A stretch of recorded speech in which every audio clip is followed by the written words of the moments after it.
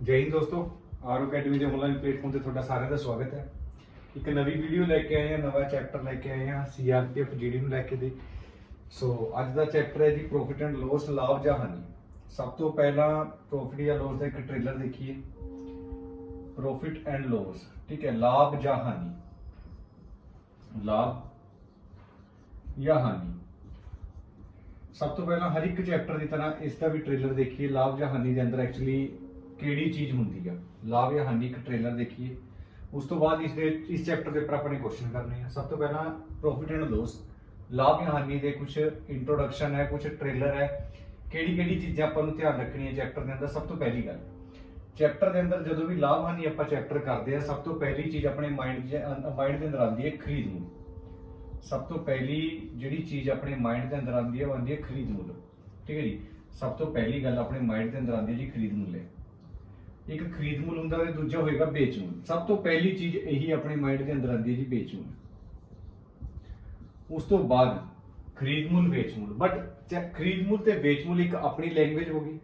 जब आप चैप्टर करते हैं, इस खरीद मूल के बहुत सारे नाम होंगे हैं। इस खरीद मूल के बहुत सारे नाम होंगे हैं। सब तो पहला नाम ਇਹਦਾ ਹੁੰਦਾ क्रय मूल्य। सब तो पहला ਇਹਦਾ नाम ਹੁੰਦਾ है क्रय मूल्य। उस तो बाद बेच मूल का एक नाम ਹੁੰਦਾ है विक्रय मूल्य। बेच मूल का एक नाम होंगे जिन्होंने बोलते हैं विक्रय मूल्य। ये होंगे क्रय मूल्य ते होंगे विक्रय मूल्य। खरीद मूल, बेच मूल, क्रय मूल्य, ये होगा विक्रय मूल्य। उस तो बाद इस क्रय मूल्य का एक नाम होर होंगे जिन्होंने बोलते हैं लागत मूल्य। मतलब जिहड़ी अपनी एक लागत लगी हुई आ उन्होंने बोलते हैं अपन लागत मूल्य। ते इहनूं बोलते हैं बिक्री मूल्य। इहनूं बोलते हैं बिक्री मूल्य। उस तो बाद इंग्लिश के अंदर खरीद मूल बोलते हैं coast price, means CP, coast price. ये होएगा सैलिंग प्राइस, किसी चीज ਨੂੰ सेल करना, या SPV ਨੂੰ कह सकते हैं, सैलिंग प्राइस। देखो खरीद मूल्य के बहुत सारे नाम है। खरीद मूल्य क्रय मूल्य भी, लागत मूल्य भी, कोस्ट प्राइस भी, बेच मूल्य, विक्रय मूल्य भी, बिक्री मूल्य भी, सेलिंग प्राइस भी। कुछ भी कह सकते हैं, एक ही बंदे के नाम है। चैप्टर से ज्यादातर क्रय मूल्य देखने को मिलता है, ये होंगे विक्रय मूल्य। ਤੇ ਚੈਪਟਰ ਨੂੰ ਕਿਵੇਂ ਕਰਨਾ ਹੈ? ਸਭ ਤੋਂ ਪਹਿਲੀ ਗੱਲ, ਜਦ ਕਦੇ ਵੀ ਕ੍ਰੈ ਮੁੱਲ ਹੋਵੇ, ਜਦ ਕਦੇ ਵੀ ਆਪਣੇ ਕੋਲ ਕ੍ਰੈ ਮੁੱਲ ਆਵੇ, ਕ੍ਰੈ ਮੁੱਲ ਯਾਦ ਰੱਖਿਓ ਹਮੇਸ਼ਾ 100 ਹੋਏਗਾ। ਜਿਹੜਾ ਆਪਣਾ CP ਹੋਏਗਾ, ਖਰੀਦ ਮੁੱਲ ਹੋਏਗਾ, ਹਮੇਸ਼ਾ 100 ਹੋਏਗਾ। ਤੇ ਜਿਹੜਾ ਮੇਰਾ ਵਿਕਰੈ ਮੁੱਲ ਹੋਏਗਾ, ਵਿਕਰੈ ਮੁੱਲ मतलब कि ਜਿਹੜਾ ਵੇਚ ਮੁੱਲ ਹੋਏਗਾ ਉਹ ਡਿਪੈਂਡ ਕਰੇਗਾ क्वेश्चन ਦੇ ਉੱਪਰ। वो डिपेंड करेगा क्वेश्चन के ऊपर। अगर मेरा क्रय मूल्य हमेशा 100 रहेगा ही रहेगा, विक्रय मूल्य डिपेंड करेगा क्वेश्चन के ऊपर। क्वेश्चन के ऊपर किवें डिपेंड? फॉर एग्जांपल अगर अपने को आ गया 20% का लाभ, अगर अपने को आ गया 20% का लाभ, अगर क्रय मूल्य 100 आ जाए तो विक्रय मूल्य मेरा 120 हो जाएगा। हुण 120 किवें हो गया? 100 रुपए के ऊपर अगर 20% का लाभ हो जाए तो मेरा विक्रय मूल्य कितना हो जाएगा? 120 हो जाएगा। अगर मेरे को हुंदा कि 100 क्रय मूल्य 100 रुपए ते 20% की हानि होगी तो मेरा क्रय मूल्य 100 रहेगा, मेरी खरीद 100 रहेगी। अगर इसके ऊपर 20% की हानि होगी तो मेरा बेच मूल्य कितना होएगा? 80 होएगा। तो इधर मेरा बेच मूल्य कितना होएगा? 80 होएगा। अगर मेरा क्रय मूल्य 100 होया तो मेरा विक्रय मूल्य कितना होएगा? 80 होएगा। क्रय मूल्य अपनी जगह फिक्स है, विक्रय मूल्य डिपेंड करेगा क्वेश्चन के ऊपर। अगर फॉर एग्जाम्पल अपने को आ गया 10% का लाभ तो मेरा बेच मूल्य हो जाएगा, मेरा विक्रय मूल्य हो जाएगा मेरा 110। अगर मेरे को आ जाए 10% की हानि, अगर मेरे को आ जाए 10% की हानि तो जो मेरा बेच मूल्य हो जाएगा वो मेरा 90 हो जाएगा। खरीद मूल्य हमेशा 100 रहेगा, खरीद मूल्य हमेशा 100 रहेगा। बेच मूल्य जेड़ा विक्रय मूल्य होएगा वो डिपेंड करेगा क्वेश्चन के ऊपर। अगर लाभ है तो प्लस कर देना, अगर हानि है तो माइनस कर देना। उस तो बाद अगली गल केड़ी ध्यान के अंदर अपने रखनी है चैप्टर के अंदर। सब तो पहली गल, अगर खरीद मूल फॉर एग्जाम्पल अपना 100 हुए, अगर मेरा खरीद मूल 100 है तो मेरा बेच मूल 10% लाभ है, मेरा बेच मूल 10% लाभ है, तो मैं कह सकता कि जो मेरा बेच मूल होएगा वो 110 होएगा। क्रय मूल्य 100 होएगा तो विक्रय मूल्य मेरा 110 होएगा। अगर खरीद मूल 100 है तो बेच मूल मेरा 110 होएगा। ये रेशो का निशान है। इस तो पहला रेशो चैप्टर भी करा चुके हैं। अगर रेशो के आमने सामने वैल्यू घटती होंगी है ਤਾਂ ਆਪਾਂ ਵੈਲਿਊ ਕੱਢ ਸਕਦੇ ਹਾਂ। ਠੀਕ ਹੈ ਜੀ, ਹੁਣ ਰੇਸ਼ੋ ਦੇ ਅਗਰ ਆਮਣੇ ਸਾਹਮਣੇ ਵੈਲਿਊ ਕੱਢਦੀ ਹੁੰਦੀ ਆ ਤਾਂ ਆਪਾਂ ਕੱਢ ਸਕਦੇ ਹਾਂ। ਦੇਖੋ ਮੈਂ 0 ਨਾਲ 0 ਕੱਢ ਸਕਦਾ ਹਾਂ। ਹੁਣ ਇਹ ਚੀਜ਼ ਖਰੀਦ ਮੁੱਲ ਮੇਰਾ 10 ਹੋ ਗਿਆ ਤੇ ਵੇਚ ਮੁੱਲ ਮੇਰਾ 11 ਹੋ ਗਿਆ। ਹੁਣ ਅਗਲਾ ਇੱਕ ਕੁਐਸਚਨ ਆ ਮਾਈਂਡ ਦੇ ਅੰਦਰ ਕਿ ਇਹ ਵੈਲਿਊਜ਼ ਕੱਟਣਾ ਕੋਈ ਜ਼ਰੂਰੀ ਹੈ ਜਾਂ ਕੰਪਲਸਰੀ ਹੈ। ਇਹ ਵੈਲਿਊ ਕੱਟਣਾ ਕੋਈ ਜ਼ਰੂਰੀ ਹੈ ਕੰਪਲਸਰੀ ਹੈ? ਕੋਈ ਜ਼ਰੂਰੀ ਨਹੀਂ। ਅਗਰ ਤੁਸੀਂ ਕੁਐਸਚਨ ਨੂੰ 100 ਲੈ ਕੇ ਕਰੋਗੇ ਤਾਂ ਵੀ ਆਨਸਰ ਆਏਗਾ, 110 ਲੈ ਕੇ ਕਰੋਗੇ ਤਾਂ ਵੀ ਆਨਸਰ ਆਏਗਾ। ਅਗਰ ਤੁਸੀਂ ਇਹ ਕੁਐਸਚਨ 10 ਜਾਂ 11 ਲੈ ਕੇ ਕਰੋਗੇ ਤਾਂ ਵੀ ਤੁਹਾਡਾ ਆਨਸਰ ਆਏਗਾ। ਹੁਣ ਤਾਂ ਵੀ ਤੁਹਾਡਾ ਆਨਸਰ ਆਏਗਾ। ਐਕਚੁਅਲੀ ਇਹ ਕਟਮ ਕਟਾਈ ਕਿਉਂ ਕਰਦੇ ਆ? ਕਟਮ ਕਟਾਈ ਦਾ ਕਰਨ ਦਾ ਸਿਰਫ ਇੱਕ ਹੀ ਰੀਜ਼ਨ ਹੁੰਦਾ ਆ ਕਿ ਤੁਹਾਡਾ ਕੁਐਸਚਨ ਛੋਟਾ ਹੋ ਜਾਂਦਾ ਹੈ। ਠੀਕ ਹੈ ਜੀ, ਤੁਹਾਡਾ ਕੁਐਸਚਨ ਛੋਟਾ ਹੋ ਜਾਂਦਾ ਆ। ਇਸ ਤੋਂ ਇਲਾਵਾ ਹੋਰ ਕੋਈ ਰੀਜ਼ਨ ਆਪਣਾ ਨਹੀਂ ਹੁੰਦਾ ਇਹ ਚੀਜ਼ ਕੱਟਣ ਦਾ। ਠੀਕ ਹੈ, ਹੁਣ ਫੋਰ ਐਗਜ਼ਾਮਪਲ ਆਪਾਂ ਨੂੰ 110 ਦਾ ਪਹਾੜਾ ਨਹੀਂ ਆਉਂਦਾ, ਆਪਾਂ ਨੂੰ ਬਟ 11 ਦਾ ਪਹਾੜਾ ਆਉਂਦਾ ਆ। ਠੀਕ ਹੈ, ਕਟਮ ਕਟਾਈ ਦਾ ਇੱਕ ਮੋਟਿਵ ਇਹੀ ਹੁੰਦਾ ਕਿ ਆਪਣੀ ਵੈਲਿਊਜ਼ ਛੋਟੀ ਹੋ ਜਾਂਦੀਆਂ, ਹੋਰ ਕੁਝ ਵੀ ਨਹੀਂ। ਫੋਰ ਐਗਜ਼ਾਮਪਲ ਅਗਰ ਆਪਣੇ ਕੋਲ ਹੋਏਗਾ 20% ਦਾ ਲਾਭ, ਅਗਰ ਆਪਣੇ ਕੋਲ ਹੋ ਗਿਆ ਫੋਰ ਐਗਜ਼ਾਮਪਲ 20% ਦਾ ਲਾਭ ਹੋ ਗਿਆ, 20% ਦਾ ਲਾਭ ਅਗਰ ਆਪਣੇ ਕੋਲ ਹੋ ਜੇ ਤਾਂ ਮੈਂ ਲਿਖ ਸਕਦਾ ਕਿ ਮੇਰਾ ਜਿਹੜਾ ਖਰੀਦ ਮੁੱਲ ਹੈ 100 ਹੈ ਤੇ ਮੇਰਾ ਵੇਚ ਮੁੱਲ ਹੋਏਗਾ 120 ਰੁਪਏ ਹੋਏਗਾ। ਹੁਣ ਅਗਰ ਤੁਸੀਂ ਕੁਐਸਚਨ ਨੂੰ 100 ਲੈ ਕੇ ਸੋਲਵ ਕਰੋਗੇ ਆਨਸਰ ਜਦ ਵੀ ਆਏਗਾ। ਅਗਰ ਕੁਐਸਚਨ ਨੂੰ 120 ਲੈ ਕੇ ਸੋਲਵ ਕਰੋਗੇ ਆਨਸਰ ਜਦ ਵੀ ਆਏਗਾ। ਅਗਰ ਮੈਂ ਚਾਹਾਂ ਇਸ ਕੁਐਸਚਨ ਨੂੰ ਛੋਟਾ ਕਰ ਸਕਦਾ। ਛੋਟਾ ਕਰਨ ਦਾ ਮਤਲਬ ਕੀ ਹੈ? ਮੈਂ 0 ਨਾਲ 0 ਕੱਟ ਲੂੰਗਾ, ਇਹ ਵੈਲਿਊ ਮੇਰੀ 10 ਬਣ ਗਈ, ਇਹ ਵੈਲਿਊ ਮੇਰੀ 12 ਬਣ ਗਈ। ਅੱਗੇ ਵੀ ਇੱਕ ਵੈਲਿਊ ਦੇਖਣ ਤੇ ਕੱਟਣੀ ਹੈ। ਅਗਰ ਇਹ 2 ਦੇ ਪਹਾੜੇ ਤੇ ਕੱਟੂਗਾ ਤਾਂ 2 5 10 ਹੁੰਦਾ ਤੇ 6 ਦੂਣੀ 12 ਹੁੰਦਾ। ਮੈਂ ਦੁਬਾਰੇ ਦੱਸ ਰਿਹਾ ਕਿ ਜਿਹੜੀ ਇਹ ਵੈਲਿਊਜ਼ ਕੱਟਣੀ ਆ ਇਹ ਕੋਈ ਜ਼ਰੂਰੀ ਨਹੀਂ ਹੁੰਦੀ, ਇਹ ਕੋਈ ਕੰਪਲਸਰੀ ਨਹੀਂ ਹੁੰਦੀ। ਅਗਰ ਤੁਸੀਂ ਬਿਨਾਂ ਕੱਟੇ ਵੀ ਆਨਸਰ ਕੱਢ ਦੋਗੇ ਤਾਂ ਵੀ ਤੁਹਾਡਾ ਆਨਸਰ ਆਏਗਾ।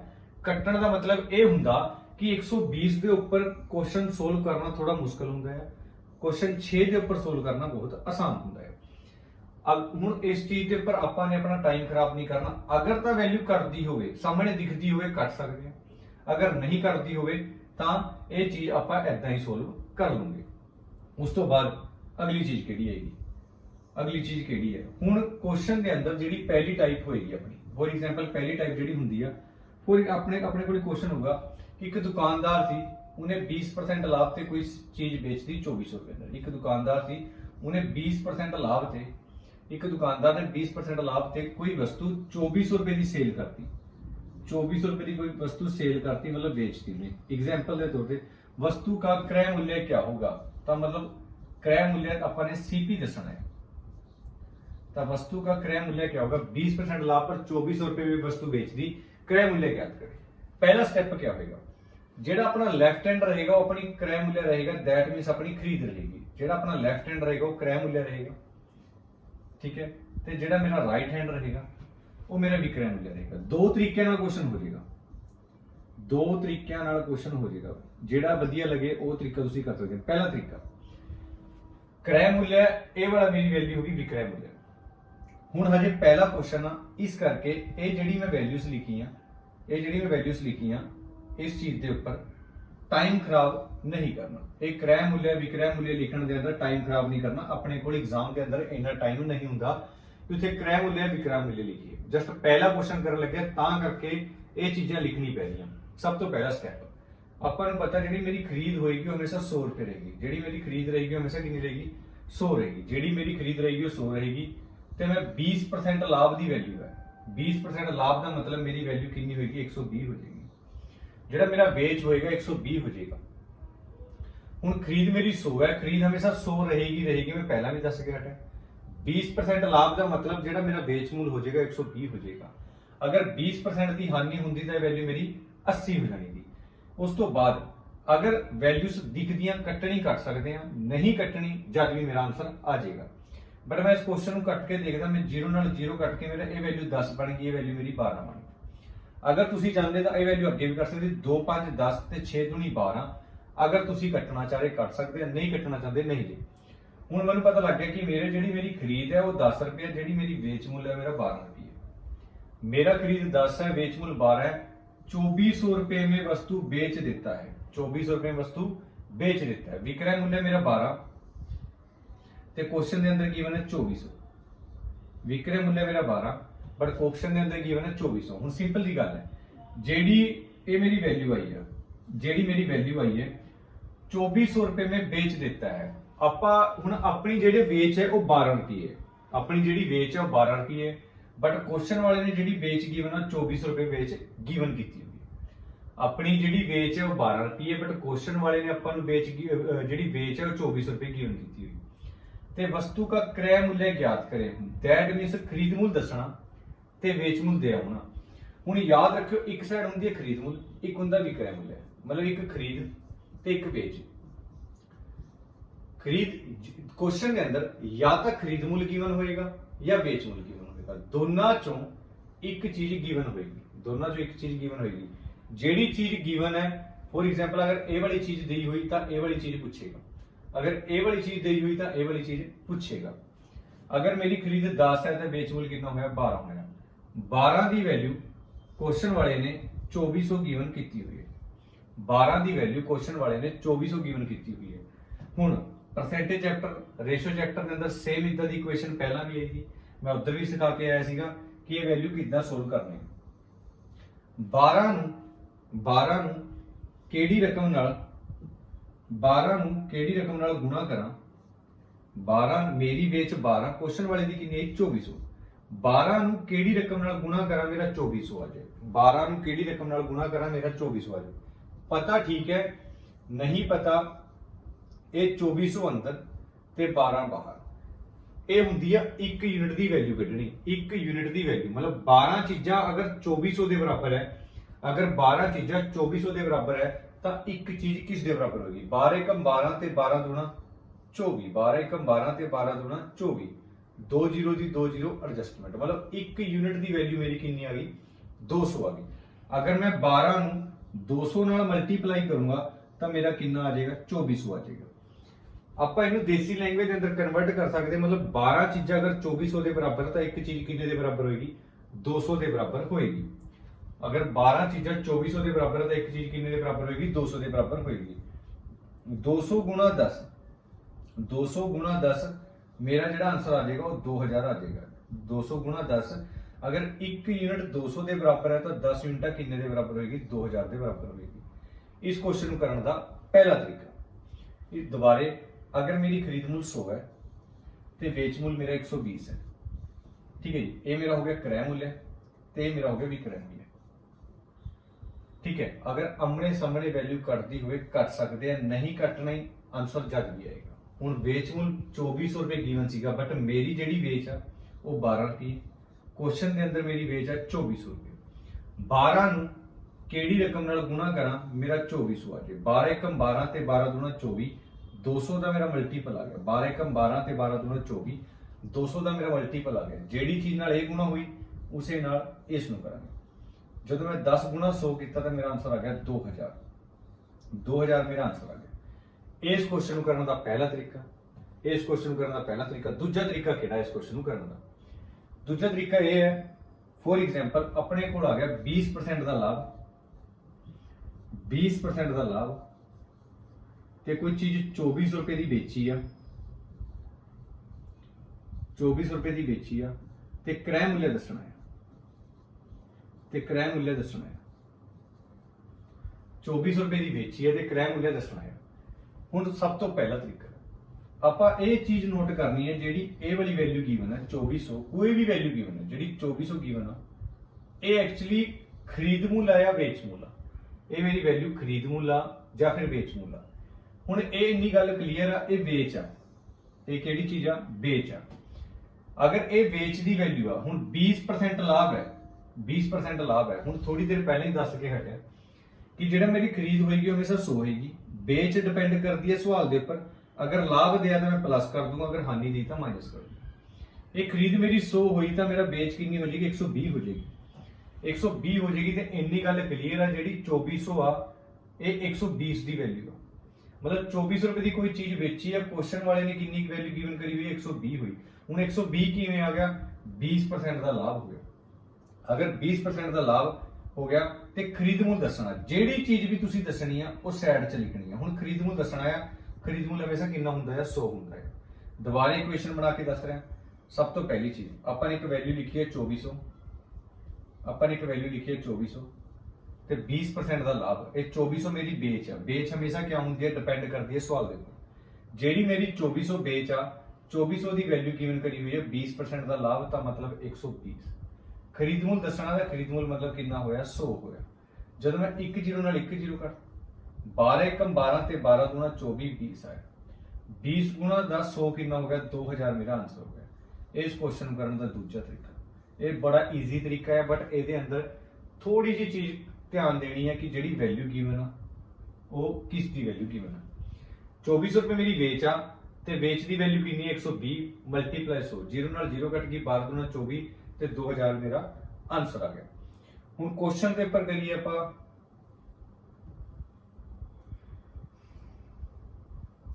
सब तो पहला क्वेश्चन, यदि किसी वस्तु को 720 रुपए में 25% लाभ पर बेचा जाता तो वस्तु का क्रय मूल्य ज्ञात करें।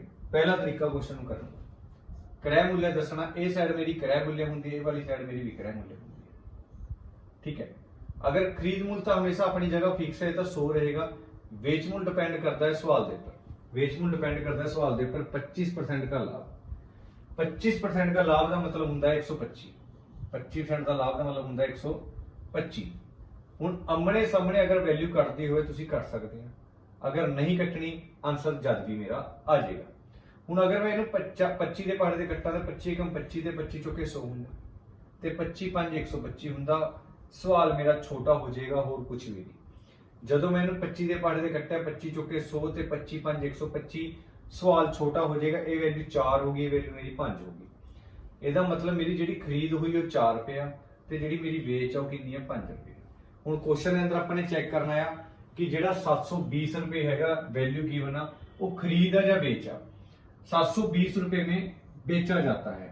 अगर क्वेश्चन के अंदर ये भी चीज समझ ना आवे कि जी वैल्यू गिवन आ वो खरीद आ या बेच आ, तुसी लास्ट वाली लाइन चेक कर सकते हैं। वस्तु का क्रय मूल्य क्या होगा, वस्तु का क्रय मूल्य क्या होगा, दैट मीन्स खरीद मूल्य दसना तो वेच मूल्य दिया होना। अगर वेच मूल्य दसना तो खरीद मूल्य दिया होएगा। तो क्रय मूल्य दसना, क्रय मूल्य का वैल्यू कितनी गिवन है 720 रुपये गिवन है। इस वेच मूल्य की वैल्यू कितनी गिवन है 720 रुपये गिवन है। अगर मेरा वेच मूल्य 5 रुपये है तो मेरी क्वेश्चन वाले ने कितना गिवन कराया 720 रुपये गिवन किया। 5 नूं किहड़ी रकम नाल गुणा करा कि मेरा 720 आ जाए। 5 नूं किहड़ी रकम नाल गुणा करा मेरा 720 आ जाए। पता ठीक है, नहीं पता तुसी भाग करके देख सकते हैं। 14 × 5 70 ते 5 चौका 20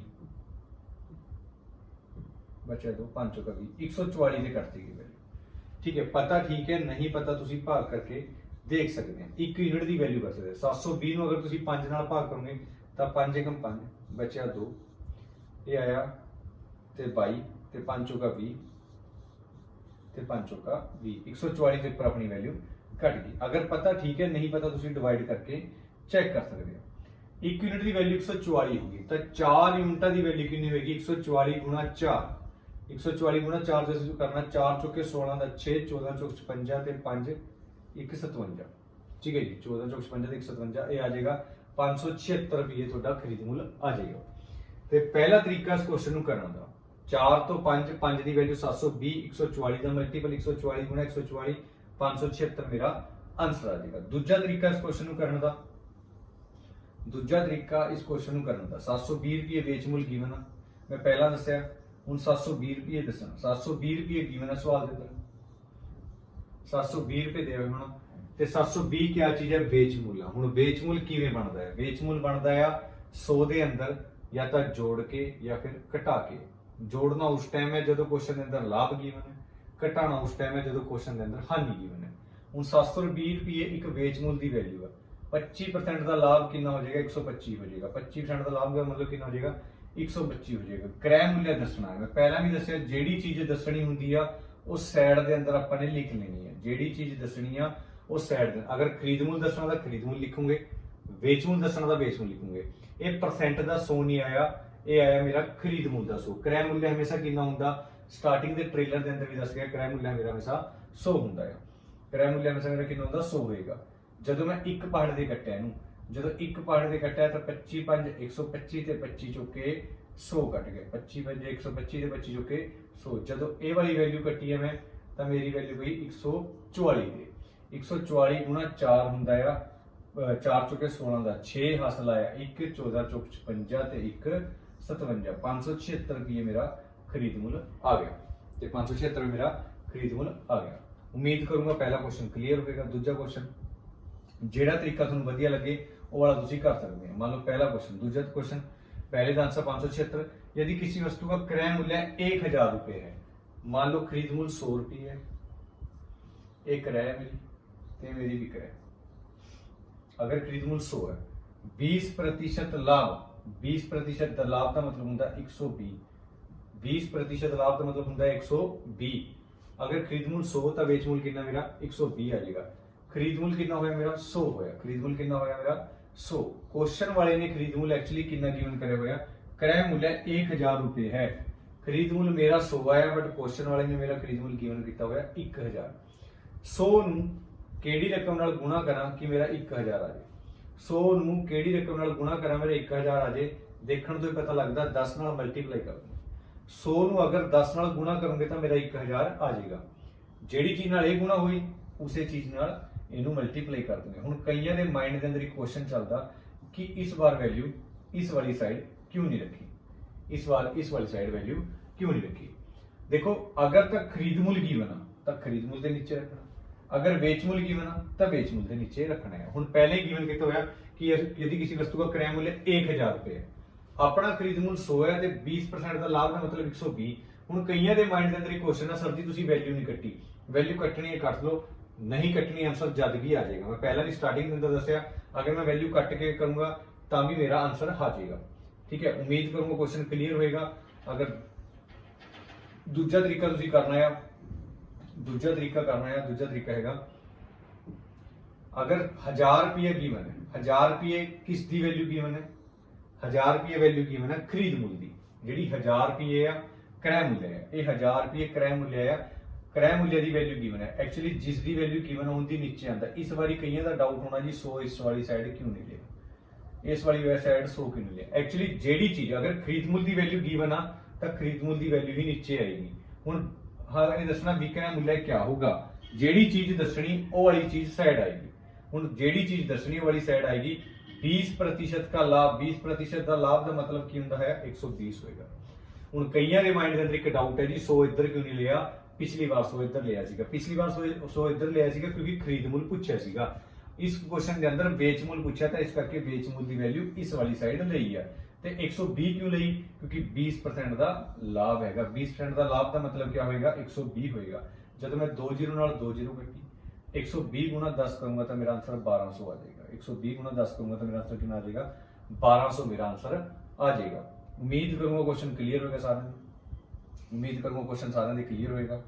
उस तो बाद अगली क्वेश्चन, यदि किसी वस्तु को 5% हानि पर 950 रुपए में बेचा जाता है तो वस्तु का क्रय मूल्य क्या होगा। हम क्वेश्चन देखो बड़ी ध्यान, 950 रुपए गिवन है, 950 रुपए गिवन है, वस्तु का क्रय मूल्य क्या होगा। जेडी चीज दसनी होंगी उस साइड के अंदर लिखते हैं। हुण ए वाला 100 इस बार इधर क्यों आया, हुण ए वाला 100 इस वाली साइड क्यों आया, क्योंकि इस बारी दसना की है जी खरीद मूल्य, बट इस बारी क्या दसना सीगा बेच मूल्य। जेडी चीज दसनी होंगी उस साइड के अंदर लिखनी है। 5% हानि का मतलब की होंगे 95, 5% हानि का मतलब की होगा 95। जो तुम 95 नाल 95 घटा थोड़ा आया 10, 10 गुणा 100 थोड़ा कितना आ जाएगा, 10 गुणा 100 थोड़ा कितना आ जाएगा 1000 थोड़ा आंसर आ जाएगा। 10 गुणा 100 कितना आ जाएगा 1000 थोड़ा आंसर आ जाएगा। देखो अगर तुम CRPF की तैयारी कर रहे हो, ये छोटी छोटी चीज़ां तुसी पेन फ्री करनी है। ठीक है, छोटी छोटी चीज़ां तुसी पेन फ्री करनी है। देखो बेसिक जो क्वेश्चन होंदा है, आसान होंगे क्वेश्चन। अगर तुसी देखी जाए कि खरीद मूल्य 100 है, अगर खरीद मूल्य 100 है ये पर 5% की हानि होगी तो वैल्यू कितनी होगी 95 होगी। डायरैक्ट 100 के खरीद मूल्य 5 की हानि होगी 95। अगर 95 की वैल्यू क्वेश्चन वाले ने 950 गिवन करी हुई है, 95 नूं किहड़ी रकम नाल गुणा करा मेरा 950 जे 95 एकम 95 ते 10 दा 10 खरीद मूल्य की वैल्यू दसनी आ 100 गुणा 10 कितना होएगा 1000 मेरा आंसर होएगा। ठीक है, अगर तुसी CRPF की GD की तैयारी कर रहे तो ये छोटी छोटी चीज़ां तुसी पेन फ्री ही करनी आ, तां ही तुसी पेपर के अंदर बैठ सकते हैं, एग्जाम क्रैक कर सकते हैं। अगला, यदि विक्रय मूल्य 840 रुपए और लाभ 5% हो तो क्रय मूल्य क्या होगा। हम सिंपल जी गल 840 आ गया, 840 ਵਿਕਰੈ ਮੁੱਲ ਹੈਗਾ 840 ਕੀ ਹੈਗਾ ਜੀ ਵਿਕਰੈ ਮੁੱਲ मतलब ਵੇਚ ਮੁੱਲ ਦੀ ਵੈਲਿਊ ਕਿੰਨੀ ਹੋਏਗੀ ਇਹ ਵੇਚ ਮੁੱਲ ਗਿਵਨ ਹੈ ਅਗਰ ਨਹੀਂ ਪਤਾ ਲੱਗਦਾ ਲਾਸਟ ਲਾਈਨ ਪੜ੍ਹਦੇ ਕ੍ਰੈ ਮੁੱਲ ਕਿਆ ਹੈ ਜਿਹੜੀ ਚੀਜ਼ ਦੱਸਣੀ ਹੁੰਦੀ ਸਾਈਡ ਦੇ ਅੰਦਰ ਲਿਖਦੇ ਆ ਸੋ ਜਿਹੜੀ ਚੀਜ਼ ਦੱਸਣੀ ਹੁੰਦੀ ਸਾਈਡ ਦੇ ਅੰਦਰ 840 ਰੁਪਏ ਵੇਚ ਮੁੱਲ ਹੈ 5% ਲਾਭ 5% ਲਾਭ ਦਾ ਮਤਲਬ ਕੀ ਹੁੰਦਾ 105 ਹੁੰਦਾ ਹੈ 5% ਲਾਭ ਦਾ ਮਤਲਬ ਕੀ ਹੁੰਦਾ 105 ਹੁੰਦਾ ਹੈ ਅਗਰ ਮੈਂ ਇਹ ਵਾਲੀ ਵੈਲਿਊ 5 ਦੇ ਉੱਪਰ ਕੱਟ ਲਾਂ ਤੇ ਇਹ ਵਾਲੀ ਵੈਲਿਊ 5 ਦੇ ਉੱਪਰ ਕੱਟ ਲਾਂ ਯਾਦ ਰੱਖਿਓ ਪੂਰੇ ਮੈਥ ਦੇ ਅੰਦਰ ਇੱਕ ਗੱਲ ਕੰਮ ਆਣੀ ਹੈ ਕੋਈ ਵੀ ਵੈਲਿਊ ਚਾਹੇ ਉਹ 4 ਅੱਖਰਾਂ ਦੀ ਹੋਏ ਮੰਨ ਲਓ ਕੋਈ ਵੀ ਵੈਲਿਊ ਹੈ ਅਗਰ ਤੁਹਾਡੇ ਕੋਲ ਇਹ ਵੈਲਿਊ ਹੈ 2 3 9 8 7 5 क्या वैल्यू 5 ਤੇ ਕੱਟ ਜਾਏਗੀ ਬਿਲਕੁਲ ਕੱਟ ਜਾਏਗੀ ਕਿਉਂਕਿ ਇਹਦੇ ਬੈਕ ਸਾਈਡ ਕੀ ਹੋਇਆ 5 ਆਇਆ ਹੋਇਆ ਅਗਰ ਕੋਈ ਵੀ ਵੈਲਿਊ ਕਿਸੇ ਵੈਲਿਊ ਦੇ ਪਿੱਛੇ 0 ਆ ਜਾਏ क्या वैल्यू 5 ਤੇ ਕੱਟ ਜਾਏਗੀ ਬਿਲकुल ਕੱਟ ਜਾਏਗੀ ਪੂਰੇ ਮੈਥ ਦਾ ਰੂਲ ਹੈ ਅਗਰ ਕਿਸੇ ਵੀ ਰਕਮ ਦੇ ਬੈਕ ਸਾਈਡ 0 ਆ ਜਾਏ ਜਾਂ ਕਿਸੇ ਵੀ ਰਕਮ ਦੇ ਬੈਕ ਸਾਈਡ 5 ਆ ਜਾਏ ਤਾਂ ਉਹ ਵੈਲਿਊ ਮੇਰੀ 5 ਦੇ ਉੱਪਰ ਕੱਟ ਜਾਏਗੀ ਤਾਂ ਇਹਦਾ ਮਤਲਬ ਇਹ ਵੈਲਿਊ 5 ਦੇ ਉੱਪਰ ਕੱਟ ਜਾਏਗੀ ਬਿਲकुल ਕਟੇਗੀ ਇਹ ਵਾਲੀ ਵੈਲਿਊ ਵੀ 5 ਦੇ ਉੱਪਰ ਬਿਲकुल ਕਟੇਗੀ ਜਦੋਂ ਮੈਂ ਵੈਲਿਊ 5 ਤੇ ਕੱਟੀ ਤੇ 5 ਦੂਣੀ 10 ਤੇ 5 ਏਕਮ 5 ਜਦੋਂ ਮੈਂ ਇਹ ਵਾਲੀ ਵੈਲਿਊ 5 ਤੇ ਕੱਟੀ ਤਾਂ ਮੇਰੀ 5 ਦੂਣੀ 10 ਤੇ 0 ਦੀ 0 ਹੁਣ ਇਹ ਕੁਐਸਚਨ 21 ਤੇ ਇਹ ਪਿਆ 840 ਮੈਂ ਦੇਖਦੇ ਵੈਲਿਊ ਕੱਟ ਦੂੰਗੀ ਬਿਲकुल ਕੱਟ ਦੂੰਗੀ 4 ਤੇ ਕੱਟੂੰਗੀ 21 ਚੁੱਕ 84 ਹੁੰਦਾ ਤੇ 0 ਦੀ 0 ਹੁੰਦੀ ਹੈ 21 ਚੁੱਕ 84 0 ਦੀ 0 20 ਗੁਣਾ 40 ਕਰਨਾ ਹੈ 20 ਗੁਣਾ 40 ਕਰਨਾ ਹੁਣ ਕਈ ਬੰਦੇ 20 ਗੁਣਾ 40 ਇਦਾਂ ਕਰਨ ਬਹਿ ਜੂਗੇ ਠੀਕ ਹੈ ਜੀ 20 ਗੁਣਾ 40 ਇਹ ਵੇਸਟੇਜ ਆਫ ਟਾਈਮ ਹੈ ਤੁਹਾਡਾ ਪੇਪਰ ਦੇ ਅੰਦਰ 0 ਇਹਦੇ ਪਿੱਛੇ ਵੀ 0 ਹੈ ਇਹਦੇ ਪਿੱਛੇ ਵੀ 0 ਹੈ ਦੇਖੋ 2 0 ਤਾਂ ਆਣੀ ਕਨਫਰਮ ਹੈ मैथ ਦੇ अंदर 0 ਦੇ ਉੱਪਰ ਕੰਮ ਬਿਲकुल नहीं करना 4 दूनी 8 ਤੁਹਾਡਾ 800 ਤੁਹਾਡਾ नेक्स्ट क्वेश्चन है यदि किसी वस्तु को 20% हानि पर 4800 रुपए में बेचा जाता है हूं मैं एक क्वेश्चन सेट लिखदा 20% हानि 20% हानि ते वैल्यू बेची हुई 4800 रुपए 4800 रुपए में बेचा जाता है 20% हानि ते 4800 रुपए के अंदर वैल्यू सेल करती उस वस्तु का लागत मूल्य क्या है देखो पेपर के अंदर लागत मूल्य हुआ है एग्जाम का क्वेश्चन आया हुआ है एसएससी एमटीएस 20 सितंबर 2017 शिफ्ट पहली के अंदर क्वेश्चन आया हुआ है हुण एक क्वेश्चन एग्जाम के अंदर आया हुआ है किवें करना 20% हानि ते 4800 रुपए का बेच मूल हो गया ठीक है 4800 रुपए का बेच मूल हो गया 20% हानि ठीक है ते 20% हानि 20% की हानि होगी ते 4800 रुपए का बेच मूल हो गया 4800 4800 रुपए का बेच मूल हो गया उस तो बाद वस्तु का लागत मूल्य दस मैं स्टार्टिंग के अंदर ही दस रही ਤੁਹਾਨੂੰ पेपर के अंदर किराए मूल्य देखने को मिल सकता लागत मूल्य देखने को मिल सकता एक ही बंदे ਦੇ ਸਾਰੇ ਨਾਮ पेपर के अंदर किवें करना एक वैल्यू दी हुई है 4800 रुपया ਤੁਹਾਡੇ ਕੋਲ ਇੱਕ ਵੈਲਿਊ 4800 रुपए ਇੱਕ ਵੈਲਿਊ ਤੁਹਾਡੇ ਕੋਲ 4800 रुपए वैल्यू हैगी है 4800 रुपए किस दी वैल्यू है 20% हानि दी लागत ਜਿਹੜੀ ਚੀਜ਼ ਦੱਸਣੀ ਹੈ ਉਹ ਸਾਈਡ ਦੇ ਅੰਦਰ ਲਿਖਣੀ ਹੈ ਮੈਂ ਪਹਿਲਾਂ ਦੱਸਿਆ लागत मूल दसना है लागत मूल की होंगे खरीद मूल होंगे जेडी चीज दसनी है साइड के अंदर 100 आ गया 4800 रुपए बेच हूं बेच 20% हानि 20% हानि का मतलब क्या होएगा 80 होएगा 20% हानि का मतलब 80 होएगा तुसी 0 नाल 0 कट्टिया 8 एक 8 ते 8 6 48 ये आ गया 60 दे पर 60 गुना 100 होएगा ਤੁਹਾਡਾ 6000 ਤੁਹਾਡਾ आंसर होएगा ये ਤੁਹਾਡਾ आंसर ਪਿਆ बट अगर ਤੁਹਾਨੂੰ ਇਹ ਚੀਜ਼ ਨਹੀਂ ਸਮਝ ਆਈ ਸਿੰਪਲ ਜੀ ਗੱਲ ਬੜੇ ਬੇਸਿਕ ਜੀ ਗੱਲ ਆ ਤੁਹਾਡਾ ਖਰੀਦ मूल 100 है जब ਤੁਹਾਨੂੰ 100 ਦੇ ਉੱਪਰ 20 ਦੀ ਹਾਨੀ ਹੋਗੀ ਤਾਂ ਤੁਹਾਡੀ ਵੈਲਿਊ 80 ਹੋਗੀ ਜਦ ਤੁਹਾਡੀ 100 ਹੋ ਗਿਆ 20 ਦੀ ਹਾਨੀ ਹੋਗੀ ਤਾਂ ਤੁਹਾਡਾ ਵੇਚ ਮੁੱਲ ਕਿੰਨਾ ਹੋ ਗਿਆ 80 ਹੋ ਗਿਆ ਤੁਸੀਂ ਕੋਈ ਚੀਜ਼ 100 ਰੁਪਏ ਦੀ ਖਰੀਦੀ ਆ ਤੇ 20 ਦੀ ਹਾਨੀ ਹੋਗੀ ਤਾਂ ਵੈਲਿਊ ਮੇਰੀ ਕਿੰਨੀ ਹੋਗੀ 80 ਹੋਗੀ क्या 80 ਦੀ ਵੈਲਿਊ क्वेश्चन ਵਾਲੇ ਨੇ 4800 गिवन करी हुई हाँ या ना क्या 80 ਦੀ ਵੈਲਿਊ क्वेश्चन ਵਾਲੇ ਨੇ 4800 गिवन करी हुई हाँ या ना क्योंकि ਇਹ ਮੇਰੀ 4800 ਰੁਪਏ ਮੇਰੀ ਵੇਚ ਆ 20 ਨੂੰ ਕਿਹੜੀ ਰਕਮ ਨਾਲ ਗੁਣਾ ਕਰਾਂ कि मेरा 4800 आ जाए 20 ਨੂੰ ਕਿਹੜੀ ਰਕਮ ਨਾਲ ਗੁਣਾ ਕਰਾਂ ਮੇਰਾ 4800 ਆ ਜਾਏ ਦੇਖਣ ਤੋਂ ਹੀ ਪਤਾ ਲੱਗਦਾ 8 ਚ 48 ਹੁੰਦਾ ਤੇ 0 ਦੀ 0 ਅਗਰ ਪਤਾ ਠੀਕ ਹੈ ਨਹੀਂ ਪਤਾ ਤੁਸੀਂ ਭਾਗ ਕਰਕੇ ਦੇਖ ਸਕਦੇ ਹੋ ਜਿਹੜੀ ਰਕਮ ਨਾਲ ਇਹ ਗੁਣਾ ਹੋਈ ਉਸੇ ਨਾਲ ਇਹਨੂੰ ਕਰੂੰਗੇ ਅਗਰ ਮੈਂ 60 ਗੁਣਾ 100 ਕਰੂੰਗਾ ਤਾਂ ਮੇਰਾ ਜਿਹੜਾ ਆਨਸਰ ਆਏਗਾ ਉਹ 6000 ਆਏਗਾ ਪੇਪਰ ਦੇ ਅੰਦਰ ਕੁਐਸਚਨ ਆਇਆ ਹੋਇਆ ਤੁਸੀਂ ਇਦਾਂ ਇਹ ਕੁਐਸਚਨ ਪੈਨ ਫ੍ਰੀ ਵੀ ਕਰ ਸਕਦੇ ਹੁਣ ਮੈਨੂੰ ਪਤਾ ਲੱਗਦਾ 20% ਹਾਨੀ ਮਤਲਬ 80 ਹੋ ਗਿਆ 80 ਦੀ ਵੈਲਿਊ 4800 ਗਿਵਨ ਹੈ 80 ਦੀ ਵੈਲਿਊ ਕਿੰਨੀ ਗਿਵਨ 4800 ਮੈਂ 0 ਨਾਲ 0 ਕੱਟੂੰਗਾ 8 ਨੂੰ ਕਿਹੜੀ ਰਕਮ ਨਾਲ ਗੁਣਾ ਕਰਾਂ ਮੇਰਾ 4800 ਆ ਜਾਏ 8 ਚ 48 0 ਦੀ 0 ਖਰੀਦ ਨੂੰ ਦੱਸਣਾ ਹੈ 60 ਗੁਣਾ 100 ਮੇਰਾ ਕਿੰਨਾ ਹੋ ਜਾਏਗਾ 6000 ਮੇਰਾ ਆਨਸਰ ਹੋ ਜਾਏਗਾ ਪੈਨ ਫ੍ਰੀ ਕੁਐਸਚਨ ਹੈ ਖਰੀਦ ਨੂੰ ਹਮੇਸ਼ਾ ਕਿੰਨਾ ਹੁੰਦਾ 100 ਹੁੰਦਾ ਆ ਪੇਪਰ ਦੇ ਅੰਦਰ ਕੁਐਸਚਨ ਦੇਖੋ ਪੇਪਰ ਦੇ ਅੰਦਰ ਜਿੰਨਾ ਲਿਖੂਗੇ ਉਨਾ ਉੜ ਜੂਗੇ ਪੈਨ ਫ੍ਰੀ ਕੁਐਸਚਨ ਟਰਾਈ ਕਰਨ ਦੀ ਕੋਸ਼ਿਸ਼ ਕਰਨੀ ਆ। ठीक है जी, पेन फ्री क्वेश्चन ट्राई करने की कोशिश करनी है।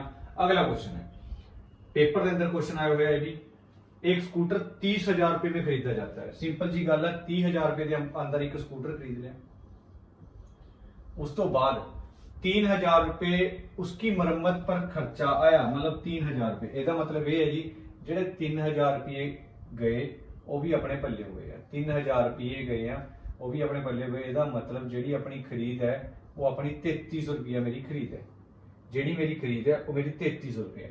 बट मैं जी मेरी 3300 रुपये खरीद है, बट ये स्कूटर मैं बेच दिया जी 39,600 रुपये के अंदर।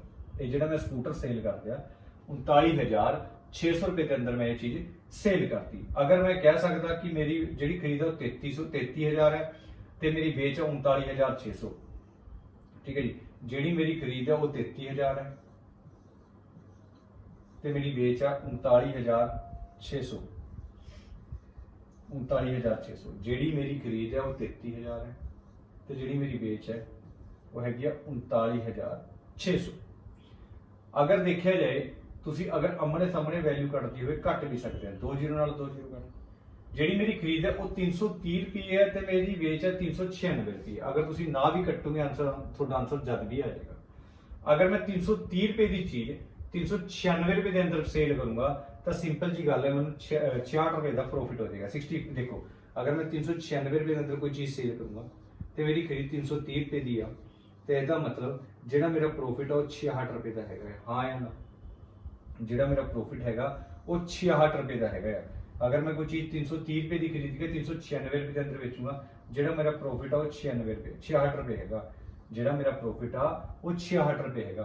ਹੁਣ ਅਗਰ ਮੇਰਾ ਪ੍ਰੋਫਿਟ 66 ਰੁਪਏ ਹੈਗਾ ਤਾਂ ਮੇਰੀ ਦੇਖੋ, ਹੁਣ ਇਸ क्वेश्चन ਦੇ ਅੰਦਰ ਇਹਨਾਂ ਨੇ ਪੁੱਛਿਆ ਲਾਭ प्रतिशत कितना था, लाभ प्रतिशत कितना था। याद रखियो, लाभ या हानि डिपेंड करती है हमेशा खरीद मूल्य ते।